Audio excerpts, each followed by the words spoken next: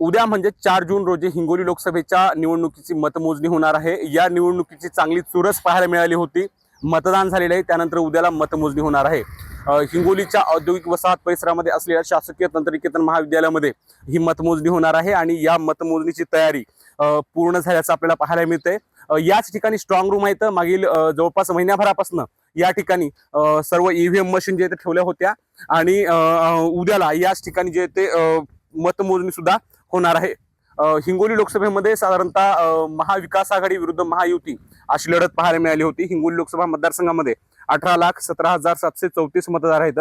त्यापैकी 11,54,955 मतदारांनी मतदानाचा हक्क बजावलेला आहे।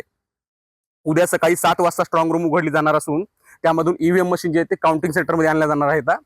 प्रत्येक विधानसभा मतदारसंघातील जे मतमोजणी आहे ती 14 टेबलवर होणार आहे। त्याप्रमाणे 84 टेबलवर ही मतमोजणीची प्रक्रिया पूर्ण केली जाणार आहे। एकूण 23 ते 25 फेऱ्यामध्ये ही मतमोजणी होणार आहे।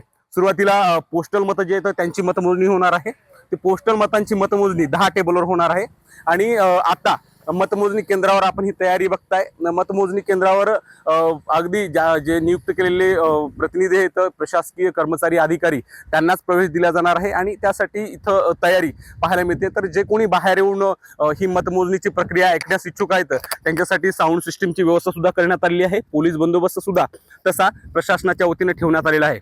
एकंदरीत पाहायला गेलं तर मागील महिनाभरापासून जे ते निकालाचे नागरिकांना उमेदवारांना जे ते धाकधूक लागली होती ती धाकधूक उद्याला थांबणार असून हिंगोली लोकसभा मतदारसंघातील नागरिकांनी कोणत्या उमेदवाराला कौल दिला, कुणाचं पारडं जड भरणार हे उद्याला कळणार आहे।